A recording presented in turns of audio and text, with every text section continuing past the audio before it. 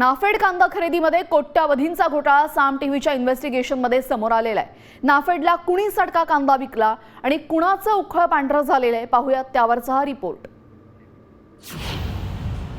नाफेड कांदा खरेदीत कोट्यावधींचा घोटाळा।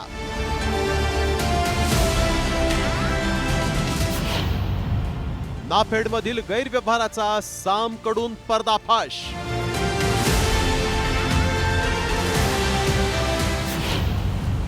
नाफेडच्या माध्यमातून कुणाचं उखळ पांढरं।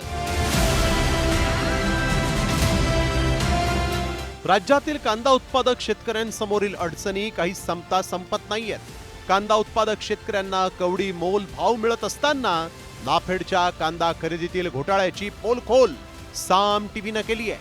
नाशिक जिल्ह्यातील चांदवड तालुक्यात नाफेड कांदा खरेदीत भ्रष्टाचार झाल्याचा पुरावाच साम टीव्हीच्या हाती लागलाय। साम टीव्हीने उघडकीस आणलेला नाफेड कांदा खरेदी घोटाळा नेमका काय आहे ते पहा।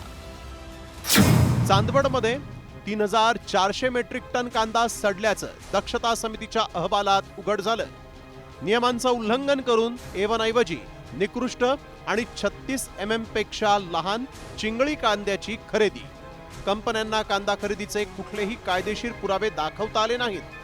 गैरव्यवहारातून सरकारची तब्बल 6 ते 7 कोटींची आर्थिक फसवणूक। जिल्हाधिकाऱ्यांच्या दक्षता समितीने केलेल्या 211 कांदा चाळींच्या तपासणीत पर्दाफाश। या घोटाळ्याचा पर्दाफाश केल्यानंतर साम टीव्हीने नाशिक जिल्हाधिकाऱ्यांना गाठलं। त्यांनी या खरेदीला तातडीने स्थगिती दिली।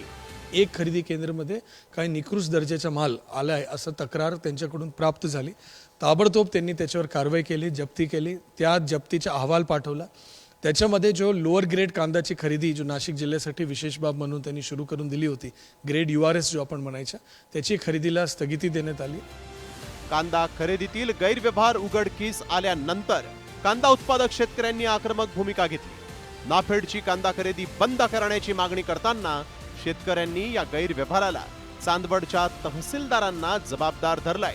वाणिज्य आणि ग्राहक संरक्षण मंत्रालयाने पूर्णपणे ताबा मिळवला आणि त्यामुळे शेतकरी हित मागं पडलं आणि ग्राहक हितालाच आता अधिक प्राधान्य दिलं जात आहे। सरकारने देखरेख समिती स्थापन केलेली होती, परंतु चांदवडचे तहसीलदार अनिल चव्हाण यांनी या समितीमार्फत कोणत्याही प्रकारचं कर्तव्य बजावलं नाही आणि त्यामुळेच एवढ्या मोठ्या प्रमाणात इथे निकृष्ट प्रतीचा कांदा खरेदी करण्यात आला। कवडीमोल भाव